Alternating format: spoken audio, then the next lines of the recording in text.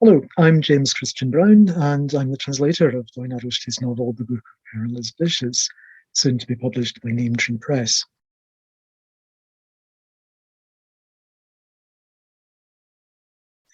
I teach at the University of Bucharest, and I'm also a translator of Romanian into English.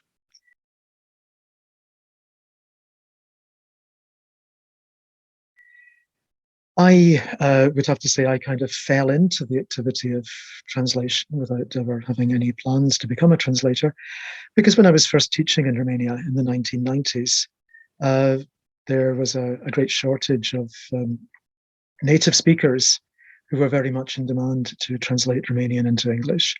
And so people came to me with requests, and I started um, to learn how to do it, how to translate. I should say that I don't mean by that in any way that you have to be a native speaker to be a good translator, because there are plenty of examples of people who are very good translators in languages in which they are not, of which they are not native speakers.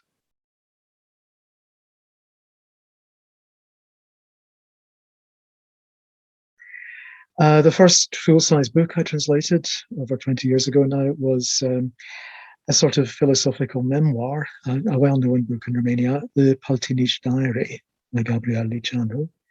And since then, I've translated a number of books and articles about Romanian history, and various short stories and plays.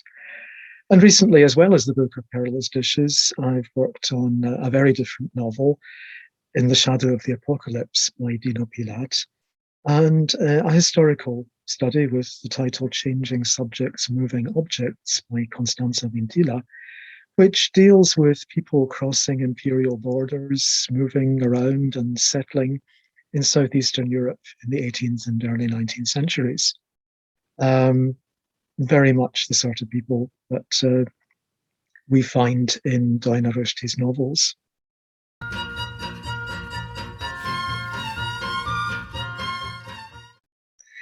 So, how did I come to translate the book? Well, I met Doina Rusti for the first time about 10 years ago at an event organised by the Romanian Cultural Institute in Bucharest, bringing together authors, translators, and publishers' representatives.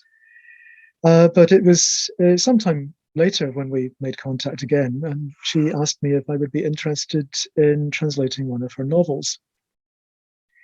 Now, I jumped at this opportunity because at the time I was reading and enjoying a book by Doina, Manuscrisul Fanariot, or the Fanariot manuscript. And we decided together that the one to work on now was the one called, in Romanian, Mâța Vinerii, which literally would be translated as Friday's Cat, but which we agreed should be given the title in English, The Book of Perilous Dishes, for reasons which will become obvious to anyone who starts reading the book, so I won't say more about them.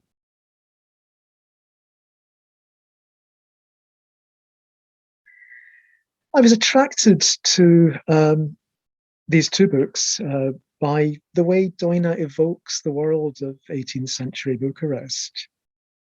I was working at the same time also on a non-fiction book dealing with the same place and the same period, and a number of academic articles about social life in the Romanian lands at that same time. So by a happy coincidence, everything fitted very well together, and I was going from the scholarly research to the fictional recreation as I moved between these three projects.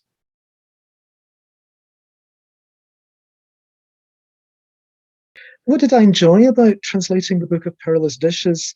Well, in the first place, it's a very engaging story, one that keeps the reader's attention from the beginning to the end, with a whole lot of surprises along the way.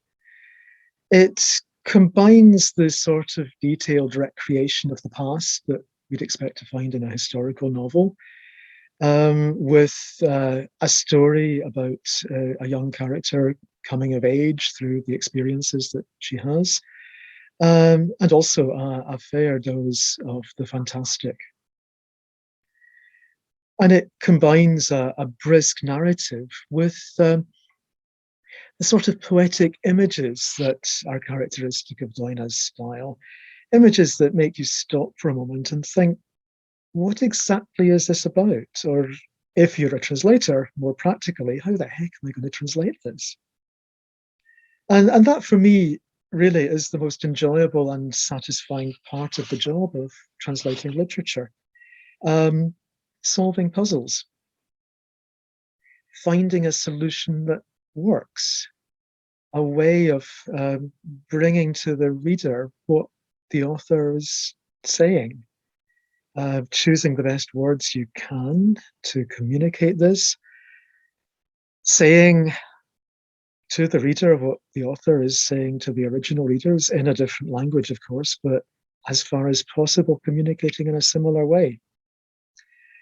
And there's never going to be a perfect once and for all solution. And maybe in some years' time, someone else will come and translate this book too in a different way. But as translators, we try all the time to do our best to serve both the author and the reader, to represent the author faithfully and to give the reader a good read.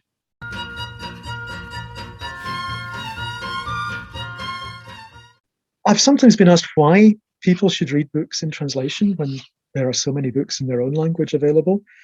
Well, I'd have to say that's a question that would be difficult to imagine being asked in Romania, where if you go into a bookshop, you'll find that probably most of the books available are translations. But of course, in the English-speaking world, things are different because there are so many more people speaking and writing in English than there are in Romanian.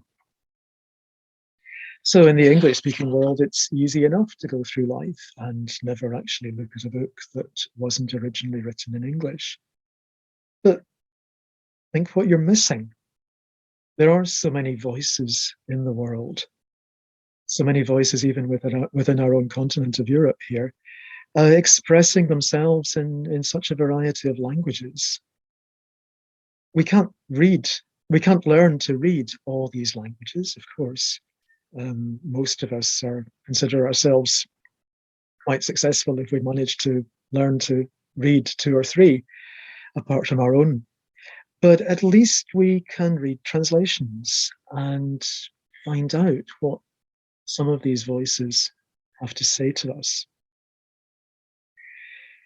Anyway, I hope that the enjoyment I've had in translating Doina's book will come across, and that I will succeed in sharing some of my enthusiasm through the translation with new readers reading it in English.